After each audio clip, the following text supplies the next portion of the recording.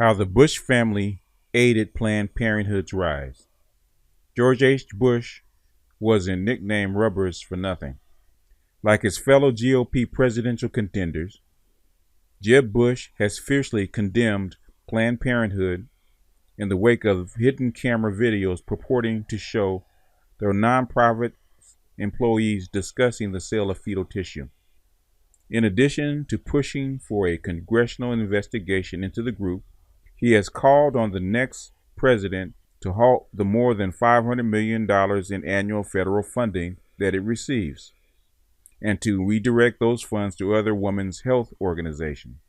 But lost in the polarized debate over Planned Parenthood is the fact that Bush would likely prefer not to highlight his family, dating back to his grandfather, was instrumental in launching and securing federal funding for the group.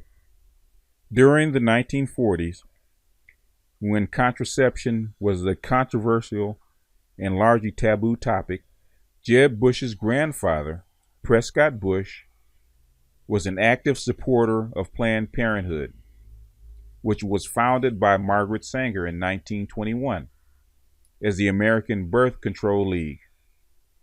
In 1947, Bush served as a treasurer of the group's first national fundraising campaign, a move he would soon come to regret. In 1950, Prescott Bush narrowly lost an election for a U.S. Senate seat in Connecticut after a columnist revealed his connection to the Birth Control Society. He went on to win a Senate seat 2 years later. Prescott Bush's defeat in 1950 made an impression on his son, who would go on to become a crusader in Congress for federal family planning funding.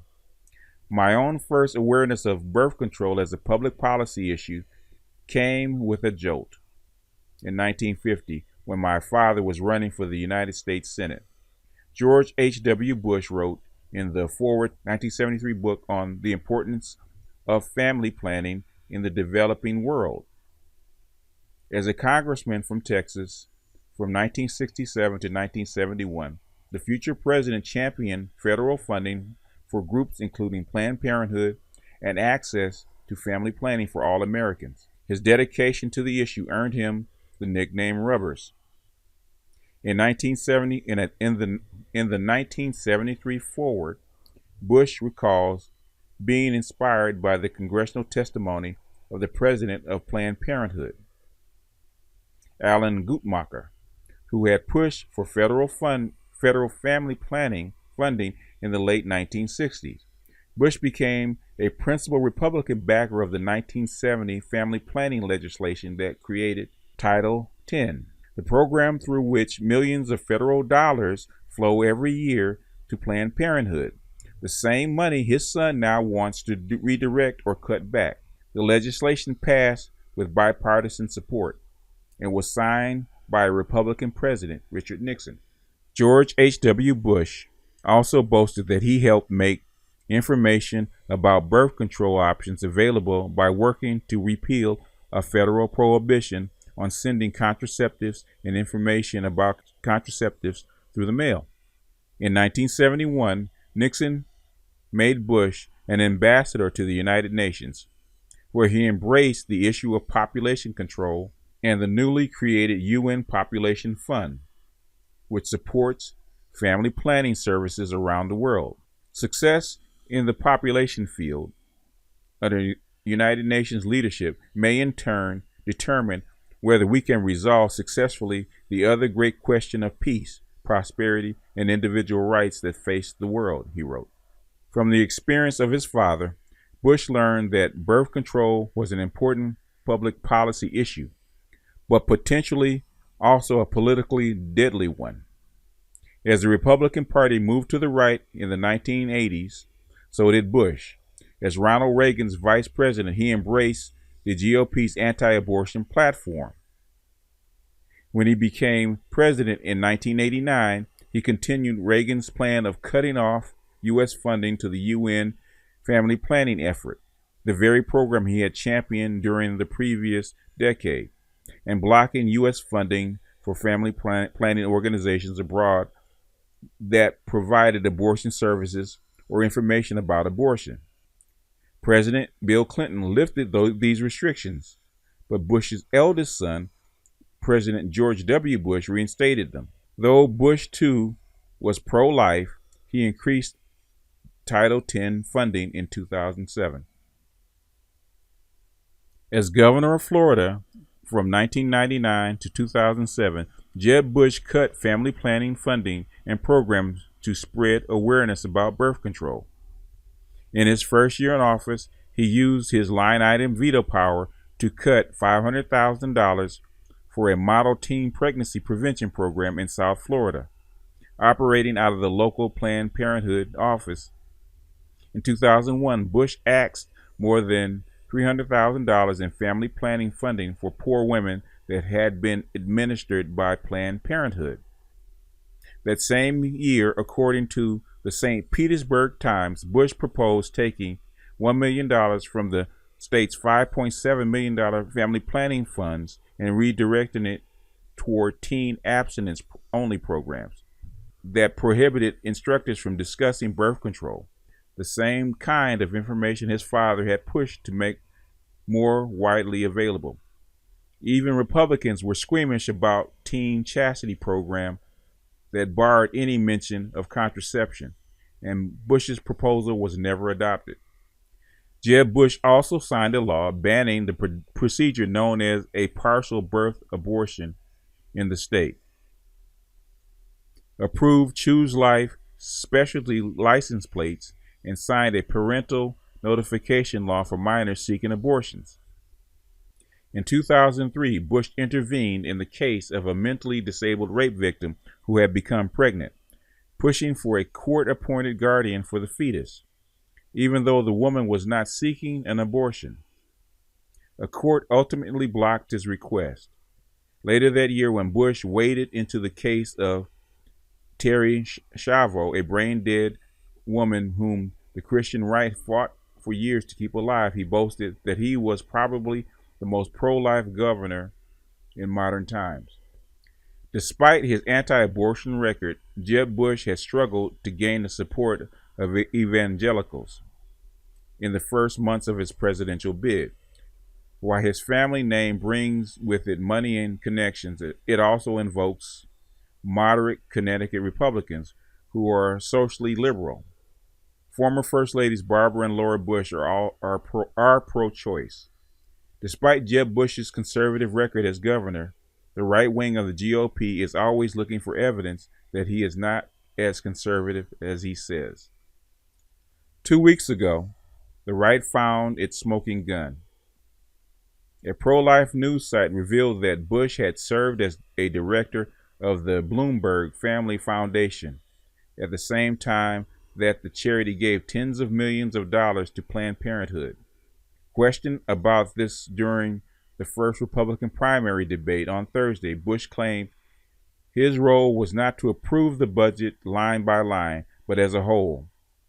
And he said he was aware of the Planned Parenthood funding. It was a familiar scene, a politically ambitious Bush. He reiterated his stance on abortion. My record is clear. My record as a pro-life governor is not in dispute. I am completely pro-life. The Planned Parenthood controversy isn't likely to fade away anytime soon, as if the Bush family name didn't carry enough baggage to begin with. The Klan's past role in assisting Planned Parenthood is yet another political landmine that Jeb Bush will have to tiptoe around. That was an article from Mother Jones, August 11th, 2015, by Pima Levy, talking about how the Bush family actually was an integral part of birth control and abortion. While we castigate Bill Clinton and Hillary Clinton and the Democrats with Planned Parenthood and abortion and birth control, we always overlook the Republicans hiding in the corner. We think there's a difference between Republicans and Democrats, and there aren't. They're all liberal. There are no conservatives in the United States. They're all liberals. As we can see about Prescott Bush back in the 40s, pushing birth controls. In fact, Prescott Bush back in the 30s was a part of the eugenics movement. It's another piece they don't tell you about. That's why I tell you, always follow policy. If you follow policy, then you would know about Title 10. Title 10 and Title 9 came up together. Title 10 was actually passed in 1970 under the behest of George Bush, and it was signed in by Republican President Richard Nixon, as was Title 9, which brought in the feminist agenda. People forget that no-fault divorce was basically implemented in California by a Republican governor, Ronald Reagan. So when so-called conservative Republicans talk about family values, we know they're full of shit. Look at the name Bloomberg. Your so-called liberal mayor, Bloomberg, for New York. His group was part of what? The eugenics movement. What did we say in the last piece about eugenics being funded? And it didn't take off until the 1970s with Planned Parenthood, because Planned Parenthood didn't have any money. This is where the money came from. We think that Roe v. Wade ushered in abortion into black neighborhoods. It did not. It was Title 10 and George the Bush's monster that had been planned from the 1940s with Margaret Sanger actually came into fruition 30 years later underneath Prescott Bush's son, George. And the line continues on into the present time. You have to look behind the curtain. You can't believe your eyes, because what's in front of your eyes is always an illusion. If we look, because all sheep see is each other's tails. But if we look up and look ahead and stand on our own 2 feet, we become the shepherd, and we can actually see what's going on. While the groups may be small and not always carefully orchestrated, we have to give them one thing: they're relentless. It took 50 years for Margaret Sanger's dream and the eugenics dreams to actually come true to where it was fully implemented, especially in poor neighborhoods. Remember, before 1970, 80% of the abortions were done by what? White women. After 1970, 80% of the abortions were done in what? In black neighborhoods. All because of federal funding of Planned Parenthood. That's why I always tell you guys, look at the policy.